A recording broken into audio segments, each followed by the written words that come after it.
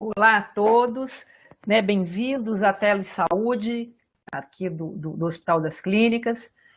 Meu nome é Andréia, como a Edna já falou, sou neonatologista, professora da disciplina de neonatologia da IMESCAM e faço parte da Comissão de Investigação de Óbitos aqui do Hospital das Clínicas.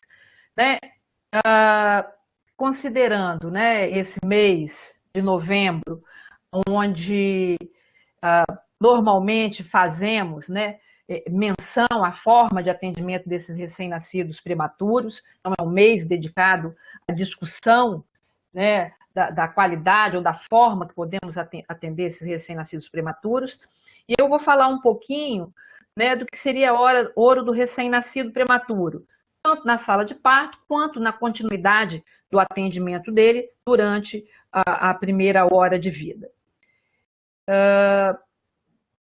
Então, qual é o objetivo, né, normalmente, de se estabelecer uma hora ouro e classificá-la como hora ouro, porque é uma hora de importância fundamental na vida desse recém-nascido? Ela aparece a fim de que nós possamos estabilizar o recém-nascido e realizar todos os procedimentos necessários da primeira hora de vida. Mas de que forma? Que eu possa atender na primeira hora de vida com qualidade, uma qualidade mais ou menos e sem qualidade. Então, o que nós queremos? Nós queremos utilizar a melhor evidência disponível, fazer uma assistência gentil, onde eu não seja rude no atendimento desses recém-nascidos que são altamente suscetíveis, né, a manuseios muito intempestivos, fazendo intervenções efetivas, não invasivas e na hora certa. Então, para isso, eu preciso de ter um preparo antes do parto, eu tenho que ter um preparo, estar apto ao atendimento durante o parto, imediatamente depois do parto, e nesse primeiro momento de entrada dessa criança dentro da UTI neonatal. Então, o que nós temos que fazer antes do parto? Então, a primeira coisa a fazer é a escolha da equipe para atender esse recém-nascido. Então, na hora que eu falo do médico mais experiente, é do médico mais experiente, do enfermeiro mais experiente, né, do fisioterapeuta mais experiente, de todos os profissionais que passam a fazer parte dessa equipe multidisciplinar que vai atender esse recém-nascido, mais experientes disponíveis naquele momento de atendimento da criança. Não devo fazer, dentro do possível, um aconselhamento dos pais quanto, né, a necessidade ou né, as intercorrências que aconteceram, que fizeram com que esse bebê tivesse que nascer. Eu devo discutir limite de viabilidade sempre que possível, e essa discussão, idealmente, deve existir dentro da sua unidade, que isso é uma característica de cada unidade, para que você defina, junto com a família, né, o que vai ser melhor para essa criança que vai nascer, né, em determinadas condições, e aqui especialmente nós estamos falando da prematuridade. Devo sempre definir um líder e discutir o atendimento antes do nascimento. Então, devemos passar todos os aspectos de possibilidade do atendimento desse recém-nascido antes do nascimento do mesmo, né? Devo prescrever as infusões de catéter umbilical e arterial. Isso normalmente não é uma prática que rotineiramente nós utilizamos, mas aqui nós estamos também para ser reflexivos em relação a isso, eu deixar já essa hidratação baseada na informação que se tem de peso, né, informado pela ultrassonografia fetal, deixar isso preparado para que eu consiga ter as ações dentro do tempo que queremos, que é o mais rápido possível, com a maior segurança possível. Tem que checar a unidade de reanimação em sala de parto, ligar o berço, né, verificar a temperatura do ambiente, definir quais os parâmetros, idealmente eu devo ter um ventilador manual em T, quais os parâmetros que eu vou ajustar para atender esse recém-nascido, checar os monitores, né, de saturação de oxigênio, monitor de eletrocardiograma, preparar a bolsa, plástico e o gorro, e estarmos todos disponíveis, ocupando os lugares corretos, no momento correto, para que a gente não perca tempo no atendimento dessa criança. Uma vez nascido o bebê, normalmente nós vamos fazer, né, o atendimento de estabilização ou de reanimação da melhor forma possível, seguindo as recomendações do Programa de Reanimação Neonatal da Sociedade Brasileira de Pediatria para recém-nascidos menores de 34 semanas. Então, eu devo observar sempre, né, numa discussão e numa troca com o colega obstetra, o clampeamento fisiológico, se esse recém-nascido prematuro tem boa vitalidade. Se ele não tem boa vitalidade, eu devo proceder ao clampeamento imediato do cordão umbilical. Vou receber esse recém-nascido, uma fonte de calor radiante, colocando numa bolsa plástica, utilizando um gorro para cobrir, né, a cabeça desse recém-nascido. Lembrando sempre, de acordo com a disponibilidade, que seria o ideal, que na maioria das nossas salas de parto nós não temos, é utilizar o aquecimento dos gases, o colchão térmico para quem tem disponível dentro da sua unidade, e a partir daí eu vou fazendo as avaliações desse recém-nascido prematuro de acordo com as variações fisiológicas de respiração e de frequência cardíaca. Se esse bebê, após, né, esses passos iniciais, mantiver uma respiração regular, eu vou iniciar um CPAP, normalmente a 5 ou 6 centímetros de água, de acordo com a indicação. Normalmente para os meninos abaixo de 28 semanas, ele se beneficia para se estabelecer uma capacidade residual funcional, e nos outros bebês das idades gestacionais acima dessa de 28, de acordo com a presença de desconforto respiratório ou não. E a partir, né, de estabelecido essa reanimação neonatal, eu já vou passar a preparar o bebê para que ocorra um transporte seguro dessa criança. Novamente, a equipe tem que estar preparada, todos os profissionais envolvidos deverão ser os mais experientes possíveis.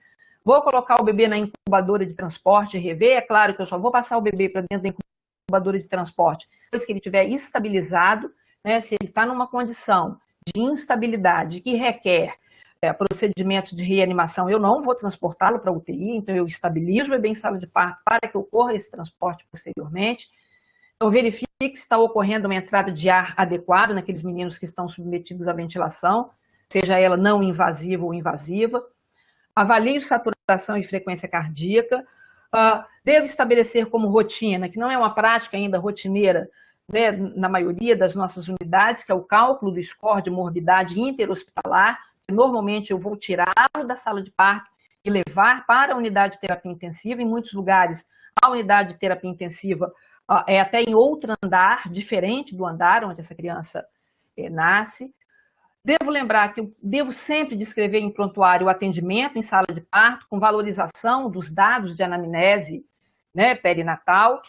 Devo sempre mostrar esse recém-nascido, mesmo que rapidamente, né, a família, então a mãe, se ela tiver condição de observar essa criança nesse momento, né, com o pai ou com o familiar que ela escolheu para acompanhar esse parto.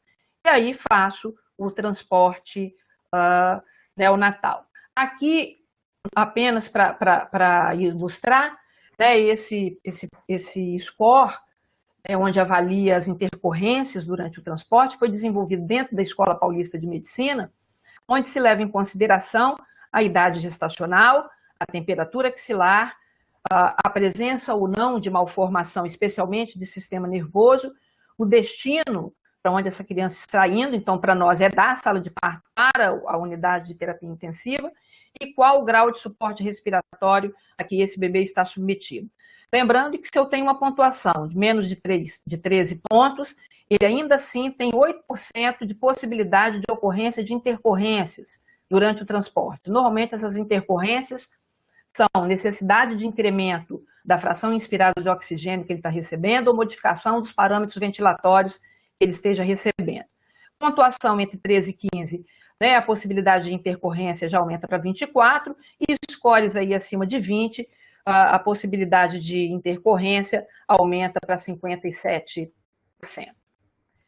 Na chegada na unidade neonatal, dentro do possível, eu falo dentro do possível, que às vezes a gente não tem um número de pessoas muito grande que compõe a equipe de atendimento dessas crianças, mas dentro do possível eu devo dividir as tarefas que serão feitas, e essas tarefas devem ser sempre coordenadas por alguém que vai ser escolhido para ser o líder do atendimento dessa criança.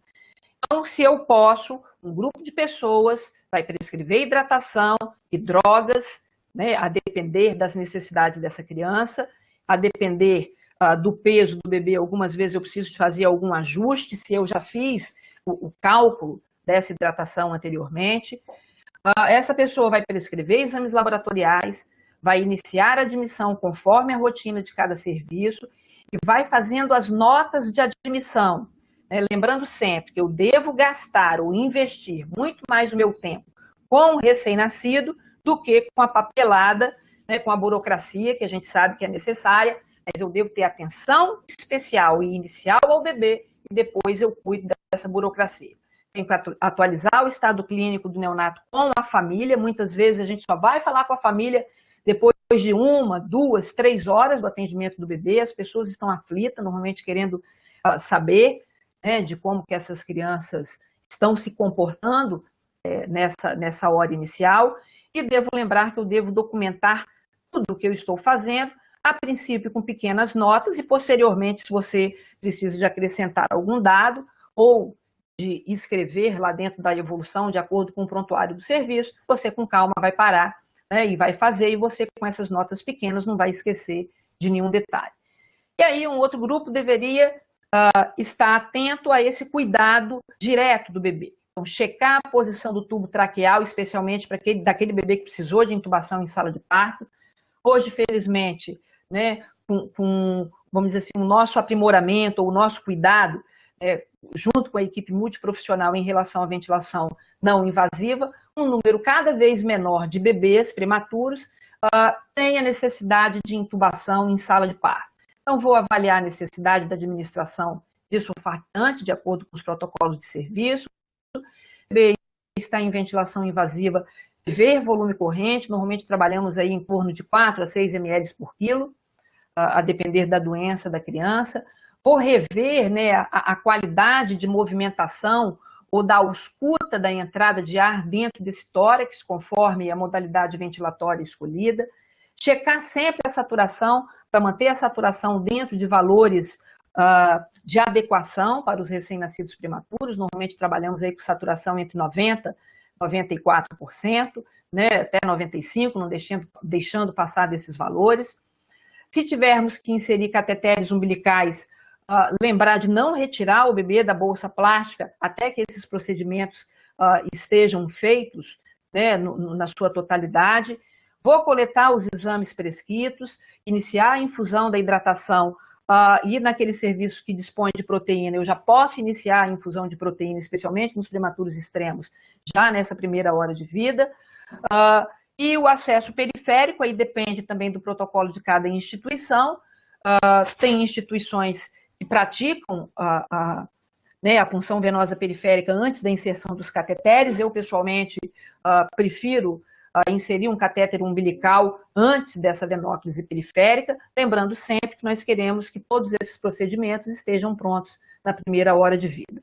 Realizar a radiografia de tórax para verificação, né, da posição desses cateteres, posição de outros dispositivos, né, como o tubo traqueal, como a sonda gástrica, e se houver indicação de antibiótico terapia, que também seja feito nessa primeira hora de vida. E aqui, apenas para ilustrar, é um bundle de uma universidade da Carolina do Norte, nos Estados Unidos, onde se coloca dentro de um único quadro todos esses aspectos do atendimento do recém-nascido. Né? As letras estão pequenas, a intenção não é que se leia o que está posto, mas apenas para ilustrar, dentro desse tempo aqui que nós temos do lado esquerdo, de 1 hora de vida, todos os aspectos do atendimento que eu tenho que fazer. Então, aqui antes do nascimento, eu tenho que me preparar, então eu tenho que avisar a equipe, a obstetrícia tem a obrigação de nos avisar, e nós temos que nos avisar entre nós. Se a notícia do nascimento de uma criança foi dado ao enfermeiro, o enfermeiro tem que passar essa informação para a equipe multiprofissional que vai atender essa criança. Se essa informação foi passada para o médico, da mesma forma, ele tem que divulgar, né, e se preparar para o atendimento dessa criança. E aí você já separa quem vai ser a equipe que vai atender. Aqui, nesse exemplo dessa universidade, eles definem um líder, uma pessoa que vai fazer, né, o cuidado junto com a equipe.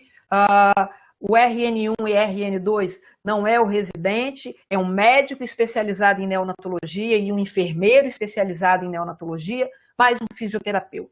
Além, dentro dos hospitais de ensino, muitas vezes a presença do residente e, no caso nosso aqui do Hospital das Clínicas e de outras instituições, a presença do interno. Lembrando sempre que eu tenho que limitar o número de pessoas dentro dessa sala de parto para que não fique uma coisa muito desorganizada, não é nem muito desorganizada, tem que ser organizado, que não fique um excesso de pessoas circulando sem os papéis definidos de cada um. Normalmente aqui nesse serviço fica a função para a fisioterapia de levar o surfactante para a sala de parto, caso a rotina do serviço seja naqueles prematuros extremos de se fazer surfactante em sala de parto, que não é na maioria dos serviços onde eu trabalho. E aí, durante o parto, então aqui nós estamos colocando aqui cerca de 15 minutos, que é a proposta dentro do bundle dessa universidade, onde eu vou reanimar, os meninos precisam de ser reanimados e estabilizar. Então eu vou fazer os ajustes do ventilador manual em T, lembrar o obstetra do clampeamento fisiológico, em torno de 30 segundos, pelo menos, lembrando ele que muitas vezes ele precisa de fazer uma estimulação tátil nesse prematuro. Recebemos o bebê na fonte de calor radiante, colocamos no saco plástico, com colchão térmico, com gorro, inicio o manejo de via aérea e para cada idade gestacional, aqui no caso deles, para os bebês abaixo de 24 semanas, eles intubam em sala de parto e fazem surfactante. Nos bebês de 25 semanas, eles intubam, fazem o surfactante, ou intubam, fazem o surfactante e estubam, ou para aqueles bebês que não precisam de ventilação invasiva, eles fazem o CPAP e define se depois vai fazer o surfactante de uma forma não invasiva. Para os de 26 semanas, a escolha inicial é o CPAP dentro de sala de parto, sem proceder à intubação. Vou monitorizar os sinais vitais e aqui nesse serviço eles fazem 2 tentativas no máximo de venóclise periférica para que a hidratação se inicie aí dentro dessa primeira hora de vida.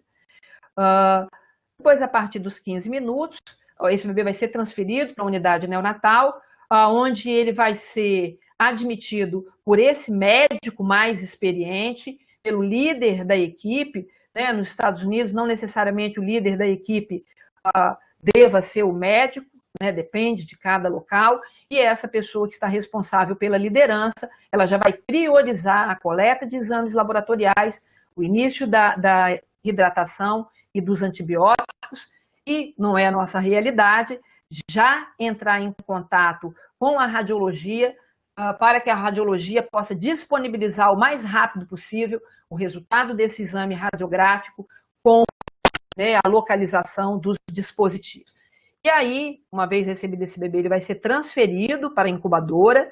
Normalmente a incubadora nesses países é aquela incubadora que tem uma fonte de calor radiante, que ela abre a cúpula e se transforma nessa fonte de calor radiante, e imediatamente depois se baixa a cúpula, ela se transforma numa incubadora, o que não é a nossa realidade. Então, normalmente, nós atendemos o bebê numa fonte de calor radiante e depois passamos ou transferimos essa criança para a incubadora depois da inserção dos dispositivos que julgamos que seja necessário para essa criança. Então, eu tenho que assegurar que ele está recebendo a ventilação que ele precisa de forma segura, vou inserir uma venóclise, caso não tenha sido feita essa punção em sala de parto, aqui para a realidade do serviço, como eu falei, na nossa realidade, eu pessoalmente prefiro, nesse momento, inserir os cateteres umbilicais, e fazem, nesse momento, a avaliação inicial, onde se faz as medidas antropométricas, o peso e o exame físico. Quem tem a responsabilidade dos cateteres vai fazer essa inserção, vai se colher os exames laboratoriais, vou administrar os antibióticos nesse momento, lembrando sempre que primeiro administro a ampicilina e em segundo lugar o aminoglicosídeo, na maioria dos serviços essa é a opção de antibiótico escolhida, inicio a hidratação venosa e quando a temperatura axilar desse bebê está acima de 36,4, eu fecho, para quem tem essa incubadora que se transforma, vamos dizer assim, numa fonte de calor radiante, se fecha né? Se desce a cúpula da incubadora, se fecha e a partir desse momento eu continuo os cuidados do bebê. Então a primeira hora ela se encerra com, né, a colocação desse bebê dentro da incubadora e com o término, vamos dizer assim, desses procedimentos que se julgue necessário. E aqui ao lado tem um protocolo de qualidade que fica aqui como uma sugestão para que a gente faça. Então esse eu transcrevi, né, para o lado de cá, aonde se faz a reavaliação desses procedimentos e desse processo de qualidade dessa criança. Então se anota a data de nascimento com a hora, idade gestacional e o peso de nascimento, se a temperatura da sala de parto estava ajustada, se foi colocado no colchão térmico, se foi feito o acesso periférico na sala de parto, se foi utilizado surfactante, qual o suporte ventilatório que essa criança recebeu, se houve necessidade de intubação, quantas tentativas foi feita e por quem, né? Foi o neonatologista, foi o plantonista, foi o residente, checa-se e anota-se a temperatura da sala de parto. Normalmente a pessoa responsável pela liderança fica na responsabilidade que não seja da anotação, mas da cobrança, né, desses aspectos que devemos ter anotado. Então anoto e checo a temperatura em sala de parto, a temperatura do recém-nascido na chegada na UTIM e que horas que foi, em que momento que foi iniciado a infusão de líquidos, qual o horário desses antibióticos, qual a primeira glicemia, em que hora que foi feito, se houve a utilização do raio-x, em que horas que foi feito, quais linhas vasculares foram inseridas e que horas que se terminou esse procedimento da primeira hora de vida. Então, uma vez estabelecido todo esse processo, após o término dos procedimentos de estabilização, é que a gente tem que ficar de olhos abertos e de mãos contidas, onde eu vou trabalhar com o mínimo manuseio necessário para o atendimento dessa criança. Finalizando, então, eu agradeço, né, a atenção de todos e deixo essas duas frases que sempre me tocam quando eu as leio. Né? Uma criança nasceu, o mundo tornou a começar. Então, para cada criança dessa que nasce, o mundo volta a começar.